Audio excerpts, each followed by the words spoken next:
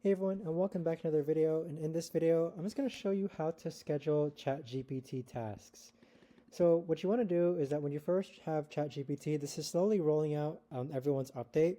You want to make sure that ChatGPT 4.0 with scheduled tasks is selected in the beta mode.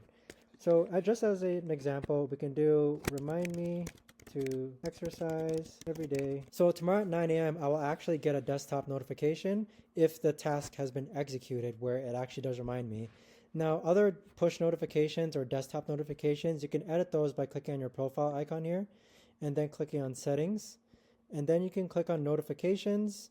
And for tasks, it can be either be a push notification or an email notification. So that right there, guys, is the best and easiest way that I could just give a quick intro into ChatGPT tasks. If you guys know of a better, easier way to actually use this, let me know in the comments down below. I would love to know. Thanks so much for watching, everyone, and I'll see you guys all in the next video.